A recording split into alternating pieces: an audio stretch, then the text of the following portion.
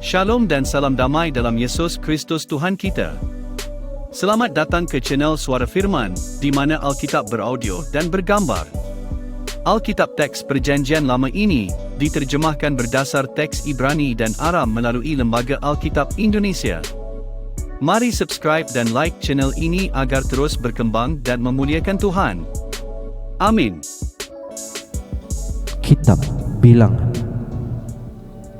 bab 27 hingga 28. Hak waris bagi anak-anak perempuan. Kemudian mendekatlah anak-anak perempuan Zelafehat bin Hefer bin Gilead bin Makir bin Manasye dari kaum Manasye bin Yusuf. Nama anak-anaknya itu adalah Mahlah, Noah, Hoklah, Milka, dan Tirza. Dan berdiri di depan Musa dan Imam Eleazar, dan di depan para pemimpin dan segenap umat itu dekat pintu kemah pertemuan, serta berkata, "Ayah kami telah mati di padang gurun, walaupun ia tidak termasuk ke dalam kumpulan yang bersepakat melawan Tuhan, ke dalam kumpulan Korah, tetapi ia telah mati karena dosanya sendiri, dan ia tidak mempunyai anak laki-laki. Mengapa nama ayah kami harus hapus dari tengah-tengah kaumnya? Oleh kerana ia tidak mempunyai anak laki-laki. Berilah kami tanah milik di antara saudara-saudara ayah kami." Lalu Musa menyampaikan perkara mereka itu ke hadapan Tuhan. Maka berfirmanlah Tuhan kepada Musa, "Perkataan anak-anak perempuan Zelafehat itu benar. Memang engkau harus memberikan tanah milik pusaka kepadanya di tengah-tengah saudara-saudara ayahnya. Engkau harus memindahkan kepadanya hak atas milik pusaka ayahnya. Dan kepada orang Israel engkau harus berkata, apabila seseorang mati dengan tidak mempunyai anak laki-laki, maka haruslah kamu memindahkan hak atas milik pusakanya kepada anaknya yang perempuan. Apabila ia tidak mempunyai anak perempuan, maka haruslah kamu memberikan milik pusakanya itu kepada saudara-saudaranya yang laki-laki. Dan apabila ia tidak mempunyai saudara-saudara laki-laki, maka haruslah kamu memberikan milik pusakanya itu kepada saudara-saudara lelaki ayahnya. Dan apabila ayahnya tidak mempunyai saudara-saudara lelaki, maka haruslah kamu memberikan milik pusakanya itu kepada kerabatnya yang terdekat dari antara kaumnya, supaya dimilikinya. Itulah yang harus menjadi ketetapan hukum bagi orang Israel, seperti yang diperintahkan Tuhan kepada Musa." Yosua mengganti Musa. Tuhan berfirman kepada Musa, "Naiklah ke gunung Abarim ini, dan pandanglah negeri yang kuberikan kepada orang Israel. Sesudah engkau memandangnya, maka engkau pun juga akan dikumpulkan kepada kaum leluhurmu, sama seperti Harun abangmu dahulu. Kerana pada waktu pembantahan umat itu di padang gurun Zin, kamu berdua telah memberontak terhadap titahku untuk menyatakan kekudusanku di depan mata mereka dengan air itu. Itulah mata air Meriba dekat Kadesh di padang gurun Zin." Lalu berkatalah Musa kepada Tuhan, "Biarlah Tuhan Allah dari roh segala makhluk mengangkat atas umat ini seorang yang mengepalai mereka waktu keluar dan masuk, dan membawa mereka keluar dan masuk, supaya umat Tuhan jangan hendaknya seperti domba-domba yang tidak mempunyai gembala. Lalu Tuhan berfirman kepada Musa, "Ambillah Yosua bin Nun, seorang yang penuh roh, letakkanlah tanganmu atasnya. Suruhlah ia berdiri di depan Imam Eleazar dan di depan segenap umat, lalu berikanlah kepadanya perintahmu di depan mata mereka itu, dan berilah dia sebagian dari kewibawaanmu, supaya segenap umat Israel mendengarkan dia. Ia harus berdiri di depan Imam Eleazar, supaya Eleazar menanyakan keputusan Urim bagi dia di hadapan Tuhan. Atas titanya mereka akan keluar, dan atas titanya mereka akan masuk, ia beserta semua orang Israel, segenap umat itu." Maka Musa melakukan seperti yang diperintahkan Tuhan kepadanya. Ia memanggil Yosua dan menyuruh dia berdiri di depan Imam Eleazar dan di depan segenap umat itu. Lalu ia meletakkan tangannya atas Yosua dan memberikan kepadanya perintahnya, seperti yang difirmankan Tuhan dengan perantaraan Musa. Korban pagi dan korban petang. Tuhan berfirman kepada Musa,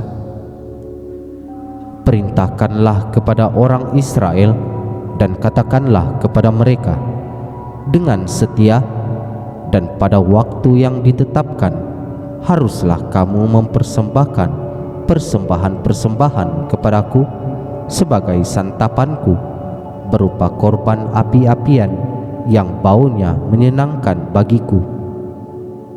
Katakanlah kepada mereka, inilah korban api-apian yang harus kamu persembahkan kepada Tuhan: 2 ekor domba berumur setahun yang tidak bercelah setiap hari sebagai korban bakaran yang tetap.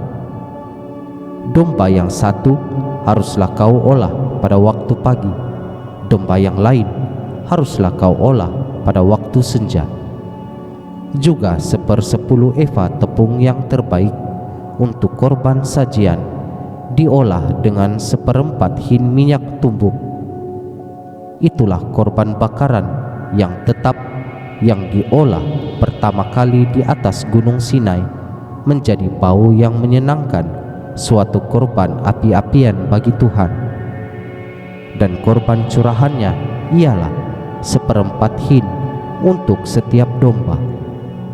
Curahkanlah minuman yang memabukkan sebagai korban curahan bagi Tuhan di tempat kudus. Dan korban yang lain haruslah kau olah pada waktu senja, sama seperti korban sajian pada waktu pagi, dan sama seperti korban curahannya haruslah engkau mengolahnya sebagai korban api-apian yang baunya menyenangkan bagi Tuhan. Korban Sabat dan korban bulan baru. Pada hari Sabat, 2 ekor domba berumur setahun yang tidak bercelah, dan 2/10 eva tepung yang terbaik sebagai korban sajian, diolah dengan minyak serta dengan korban curahannya. Itulah korban bakaran Sabat pada tiap-tiap Sabat, di samping korban bakaran yang tetap dan korban curahannya.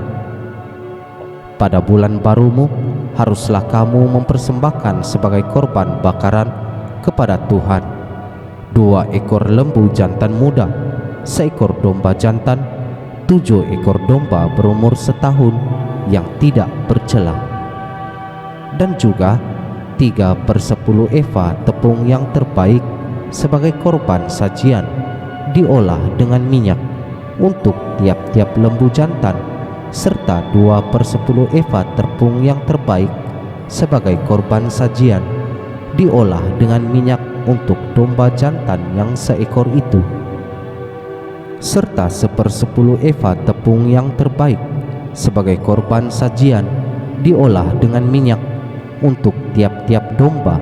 Itulah suatu korban bakaran bau yang menyenangkan, suatu korban api-apian bagi Tuhan. Dan korban-korban curahannya haruslah untuk seekor domba jantan, setengah hin anggur, untuk seekor domba jantan sepertiga hin, dan untuk seekor domba 1/4 hin. Itulah korban bakaran pada setiap korban baru dalam setahun. Dan seekor kambing jantan haruslah diolah menjadi korban penghapus dosa bagi Tuhan, serta dengan korban curahannya di samping korban bakaran yang tetap. Korban pada hari-hari raya. Dalam bulan yang pertama, pada hari yang ke-14 bulan itu, ada Paskah bagi Tuhan. Pada hari yang ke-15 bulan itu, ada hari raya. 7 hari lamanya harus dimakan roti yang tidak beragi. Pada hari yang pertama ada pertemuan kudus, maka tidak boleh kamu melakukan sesuatu pekerjaan berat. Dan haruslah kamu mempersembahkan kepada Tuhan sebagai korban api-apian, sebagai korban bakaran, 2 ekor lembu jantan muda, seekor domba jantan, dan 7 ekor domba berumur setahun. Haruslah kamu ambil yang tidak bercela. Sebagai korban sajiannya, haruslah kamu olah tepung yang terbaik, diolah dengan minyak, yakni 3/10 eva untuk lembu jantan dan 2/10 eva untuk seekor domba jantan. 1/10 eva harus kau olah untuk setiap domba dari ke-7 ekor domba itu. Selanjutnya, seekor kambing jantan sebagai korban penghapus dosa untuk mengadakan pendamaian bagimu, selain dari korban bakaran pagi yang termasuk korban bakaran yang tetap, haruslah kamu mengolah semuanya itu. Secara demikian, haruslah setiap hari selama 7 hari kamu olah santapan berupa korban api-apian yang baunya menyenangkan bagi Tuhan. Di samping korban bakaran yang tetap, haruslah itu diolah serta dengan korban curahannya. Pada hari yang ke-7 haruslah kamu mengadakan pertemuan kudus, maka tidak boleh kamu melakukan sesuatu pekerjaan berat. Pada hari hulu hasil, pada waktu kamu mempersembahkan korban sajian baru kepada Tuhan, pada hari raya lepas 7 minggu, haruslah kamu mengadakan pertemuan kudus, maka tidak boleh kamu melakukan sesuatu pekerjaan berat. Pada waktu itu, haruslah kamu mempersembahkan sebagai korban bakaran menjadi bau yang menyenangkan bagi Tuhan 2 ekor lembu jantan muda, seekor domba jantan, 7 ekor domba berumur setahun, juga sebagai korban sajiannya, tepung yang terbaik diolah dengan minyak, yakni 3/10 eva untuk setiap ekor lembu jantan, dan 2/10 eva untuk domba jantan yang seekor itu, 1/10 eva untuk setiap domba dari ke-7 ekor domba itu, seekor kambing jantan untuk mengadakan pendamaian bagimu. Selain dari korban bakaran yang tetap dan korban sajiannya, haruslah kamu mengolah semuanya itu, serta dengan korban-korban curahannya, haruslah kamu ambil yang tidak bercela. Demikianlah sabda Tuhan.